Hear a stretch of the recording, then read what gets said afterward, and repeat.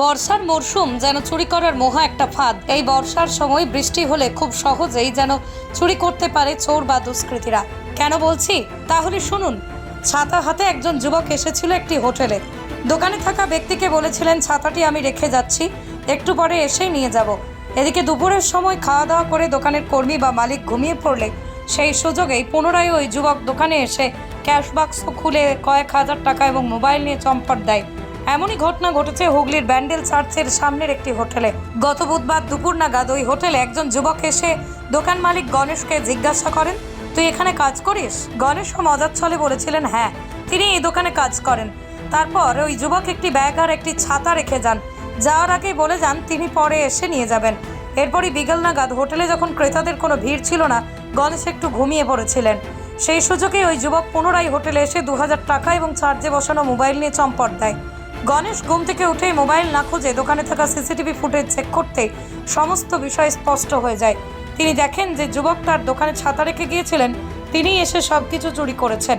এদিকে গণেশ যে সবকিছু দেখে ফেলেছেন তা জানতেন না ওই যুবক। তাই পরের দিন বৃহস্পতিবার অর্থাৎ গতকাল সন্ধ্যায় ছাতা ফেরত নিতে এসেই তিনি ধরা পড়ে যান।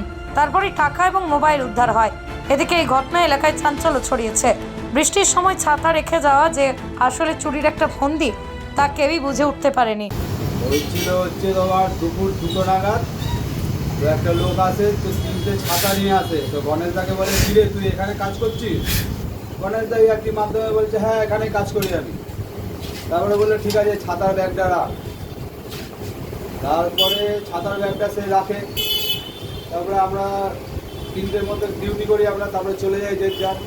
তারপরে গণেশ দা খাওয়া দাওয়া করে 5টা বাজে, তখন তো রেস্ট নেয়। তখন তার 10 মিনিট আগে চিন্তাও ছিল, আর একটা স্টাফ ভেতরে আটাও মারছিল। তো এবার গণেশ দা এখানে 3টে টুল পেতে শুয়ে থাকে। তো শুয়ে থাকার পরে 5টা নাগাদ সে এসে ওরকম দেখে শুনশান চুপচাপ দোকান। সে তখন ওই কাজ করে, ক্যাশ বাক্স খুলে পকেটে রীতিমতো টাকা ঢোকায়, 2টো ফোন নিয়ে চলে যায়। নিয়ে এবার তো চলে যায়, সেটা আমরা সিসি ক্যামেরায় দেখি, কিন্তু তার মুখটা স্পষ্ট আমরা দেখতে পাইনি। তো ওরকম ওই ঘটনাটাই ঘটে গেছে। তারপরে কি? তারপরের দিনকে সে সকালবেলায় এসে ছাতাটা খোঁজ করে। তো আমরা তার মানে মুখটা স্পষ্ট না করতে পারলেও তার গঠন, তার হাতে কি ছিল না এগুলো, সেগুলো তো আমরা পুরো পরিষ্কারই দেখতে পেরেছি।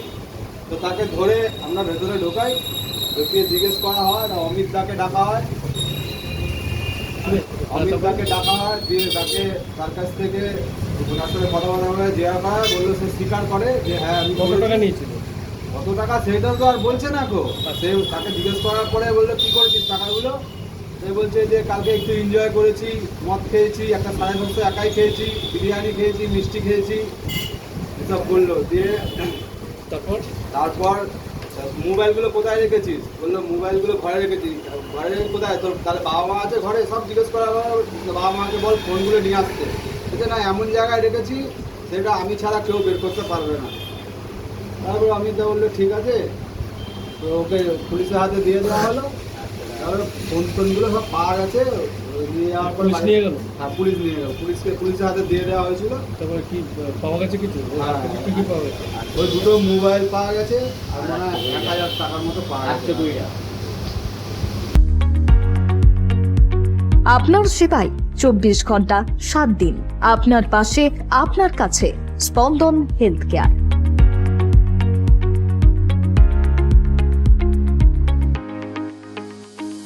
অত্যাধুনিক পরিষেবা, প্রশিক্ষণপ্রাপ্ত নার্স, 24 ঘন্টা পর্যবেক্ষণ, 24 ঘন্টা ডক্টর।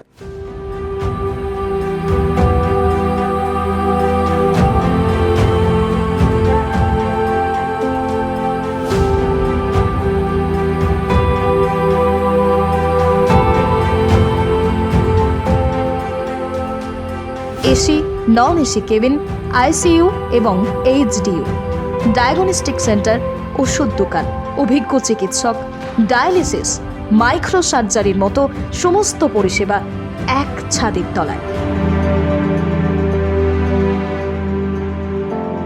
আধুনিক পরিষেবাযুক্ত স্পন্দন হেলথ কেয়ার। আপনার যাবতীয় সমস্যায় দ্রুত যোগাযোগ করুন। আমাদের যোগাযোগ নম্বর 9382548916। আপনাদের জন্য যোগাযোগ নম্বরটি আরও একবার 9382548916। স্বল্প ব্যয়ে স্বাস্থ্যকর পরিষেবা, স্পন্দন হেলথ কেয়ার। আপনার দ্রুত আরোগ্য লাভে সদা সচেষ্ট স্পন্দন হেলথ কেয়ার।